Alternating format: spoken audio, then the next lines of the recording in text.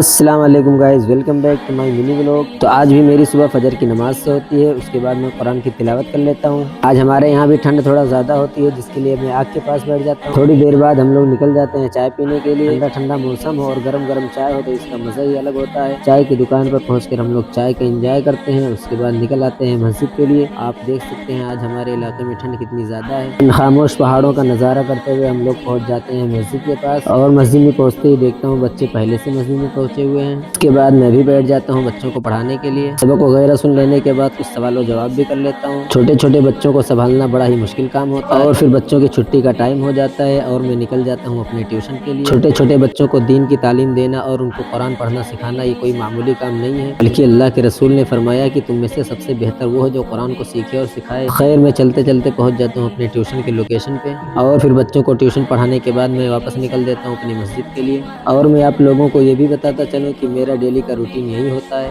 ہمارے کچھ بھائی لوگ پوچھ رہے ہیں کہ بھائی تمہارا لوکیشن تو بالکل گاؤں کی طرح لگتا ہے، تو میں ان لوگوں کو بتاتا چلوں کہ بھائی میرے لوکیشن پہ بالکل گاؤں والی ہی فیلنگ آتی ہے۔ اور اس چھوٹی سی شاپنگ کے ساتھ میں پہنچ جاتا ہوں اپنی مسجد میں۔ مسجد میں پہنچ کر تھوڑا سا مطالعہ کر لیتا ہوں، اس کے بعد ظہر کی نماز کا ٹائم ہو جاتا ہے۔ پھر میں ریڈی ہو جاتا ہوں نماز پڑھانے کے لیے۔ ظہر کی نماز پڑھ کے کھانا کھانے کے بعد تھوڑا آرام کر لیتا ہوں۔ پھر عصر کی نماز کے بعد گھومنے کے لیے باہر چلے جاتا ہوں۔